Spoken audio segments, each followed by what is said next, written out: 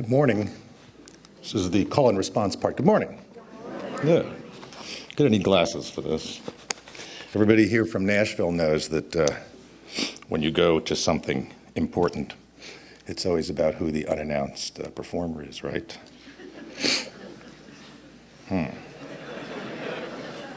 I'm going to be brief, and I have two things I want to say. And the first of these is about place and community.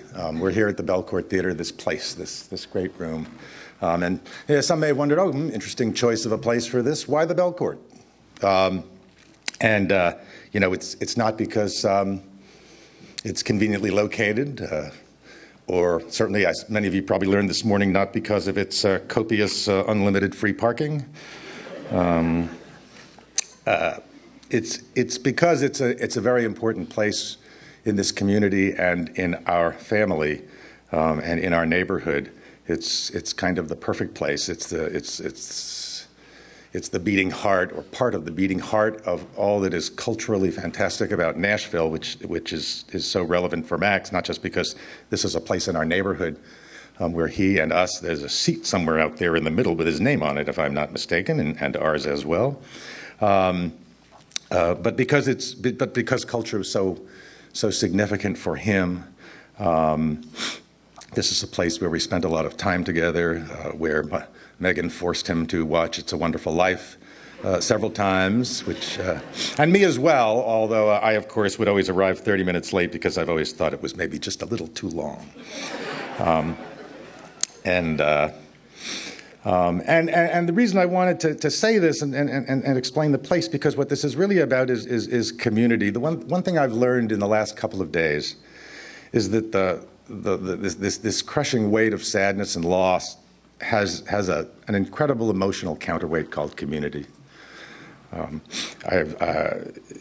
learned this, I think, about 1,000 times over last night at the Blair School, and as Tommy so perfectly put it, this hole in our hearts. I want to say that this warm embrace from an incredible family and an incredible community and an astounding city, this warm embrace fills that hole in a lot of ways and to a significant extent. The second thing I want to say is about Max.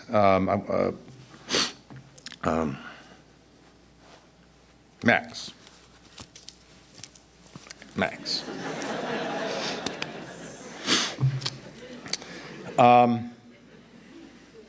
We've been quite open, people have noticed, about the circumstances that bring us here, about what happened last Saturday in Colorado.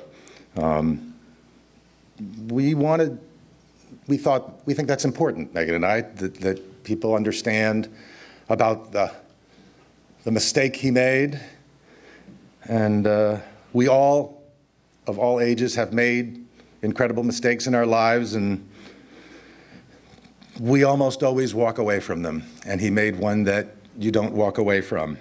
But the point I really want to make here is that the circumstances last Saturday in Denver tell the story of his death and not the story of his life.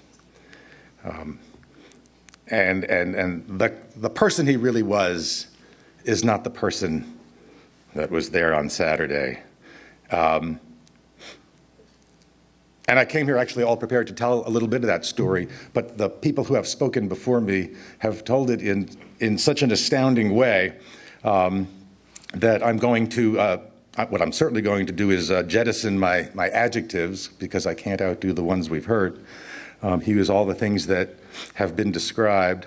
And I will add one thing, though. In talking about how much he loved life, which is so true, he loved music so much. He loved comedy, to laugh, to see things that make him laugh. He loved adventure. He also loved breakfast. And I think this is something that we both genetically passed on to him. The power of a great breakfast on a lazy Saturday is you can rule the world with that. There's a cliche. I'm going cliche here. That the journey is the destination. We've all heard that. It can be restated, I suppose, as half the fun is getting there. I think for Max, all the fun was getting there, or most of it. I mean, I think one of the reasons why his friends found his presence and his force and his companionship just so compelling is because the journey was where it was at, and being with him for that. It was never about where we're going. Richard Dinkins talked about his incredible talents and coordination on a playing field. But the other thing about Max on the playing field is that he did not have, and for some people this is probably a flaw, but it is not for him, he didn't really have much of a competitive bone in his body. And if you're going to go out and play, he did play, Richard Dinkins wasn't involved, he did play also small kid soccer for a while, 22 kids in a cloud of dust or whatever. And I noticed the kids who were good at this and who really continue to play are the ones who actually must win and not lose. That wasn't Max.